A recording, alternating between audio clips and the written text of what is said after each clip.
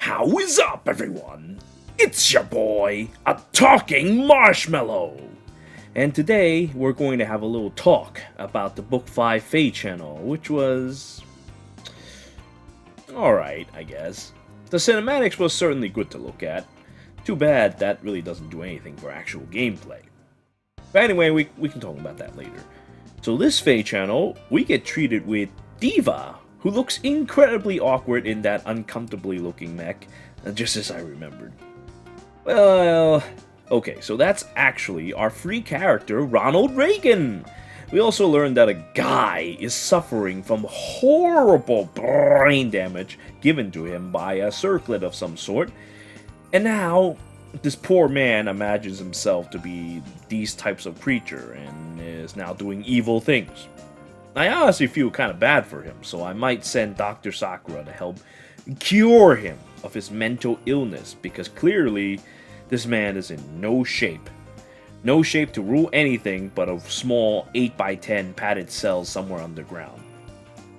Anyway, I'm sure we gotta fight him because he's evil and bad, and probably we'll have to fight Saint Cereals and Ultra Instinct. God be it! I hope that Sharena also becomes a bad guy, because that'd be cool instead of her being some baggage that we just so happens to be carrying around. Well, at least it wasn't as bad as Anna. Something, the music is nice. I'm actually kind of curious to see if the in-game music is still copyrighted by the evil YouTube. Because if not, I might start using them, because they actually sound kind of cool. But in any case, this FEH channel is honestly kind of underwhelming for me personally. Because, like I said, the cinematics is... well, it's great, but... I mean, it's not like we're gonna play the cinematics, or we're not gonna play that opening movie.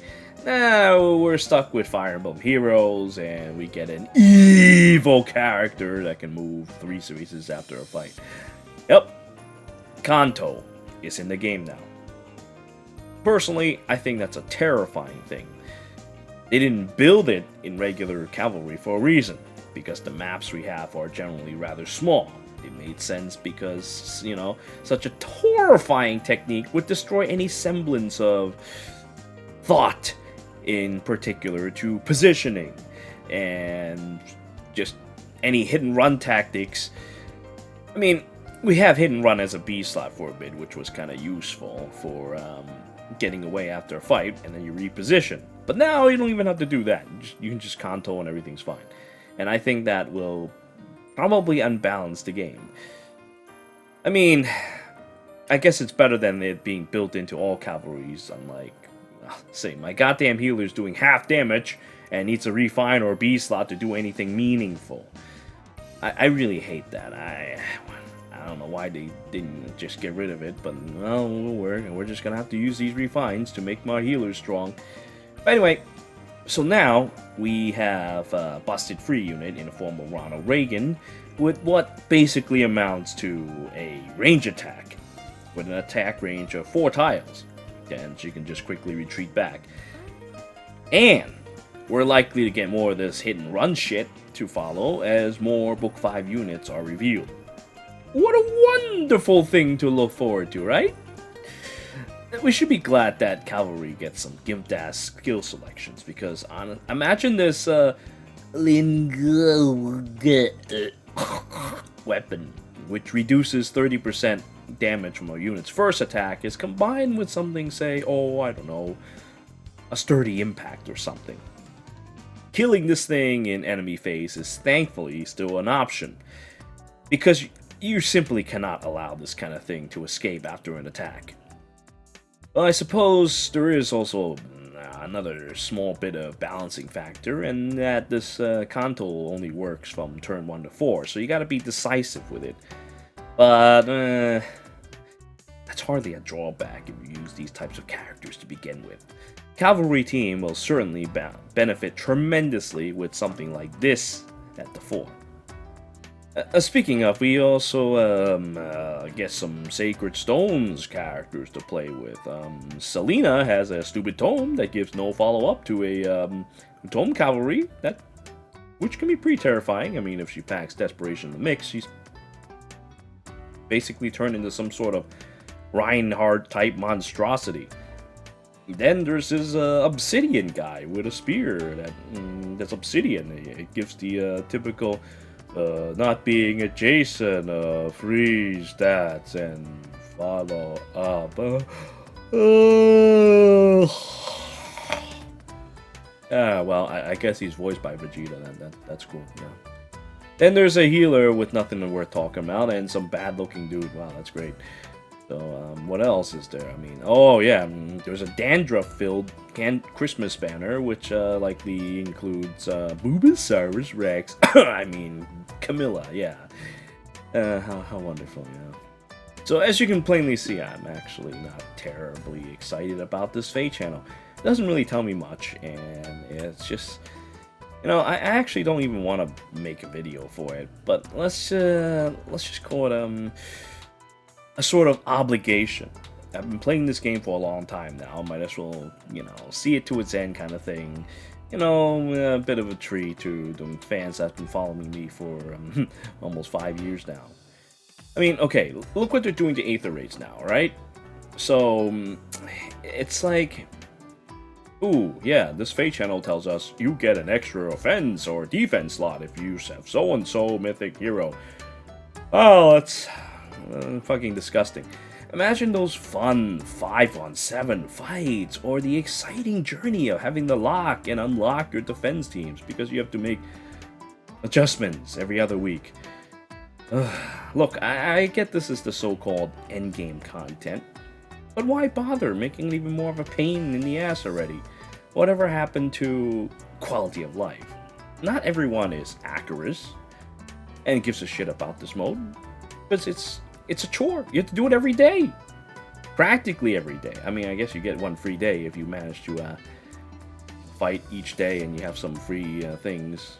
Or you could, you know, be like me and just use Auto Dispatch from time to time and just do nothing.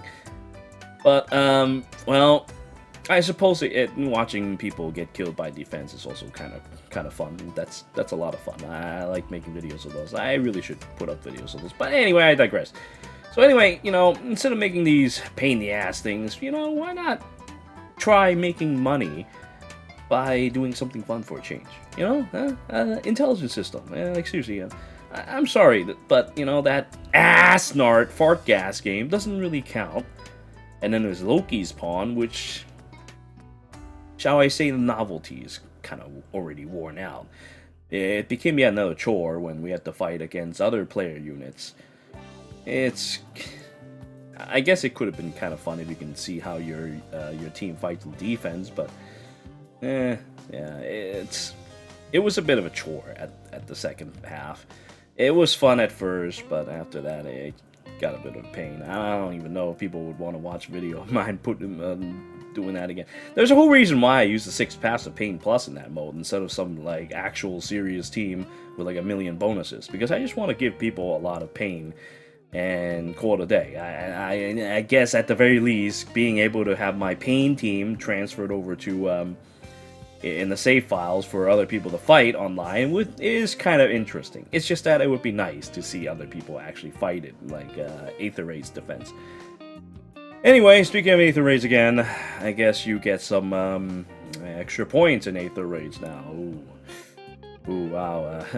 What the fuck does it even matter now? Because, you know, all it does is bring out a new tier for no reason. You still pretty much just kind of gain and lose the same thing. I mean, the same ratio. It doesn't feel like you really did much. You just kind of like changed number around. Like, what's the point? You make it sound like you did me a favor, but it really isn't. It's a waste.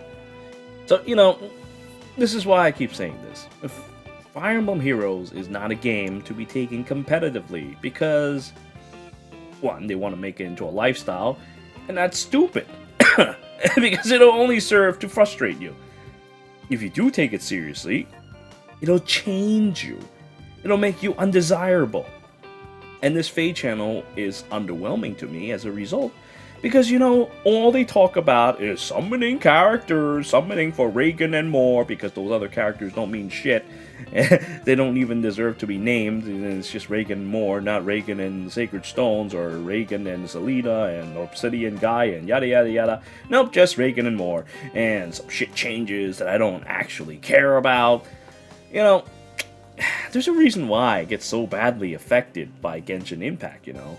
Or earlier when I got affected by Arc Knights or other like mobile games. I mean, I'm actually kind of want to play Fate Grand Order, but let's keep that for another time. Because yeah, I heard that Ten Gong came out, and well, I mean, Burke gave me this account that has a maxed out Lu Bu on it, and I want to play as Lu Bu on Fate. But anyway, I'm getting off topic here. The point is that I like to keep things interesting in my off times. When I'm not working, I want to actually play a game. I want to have fun.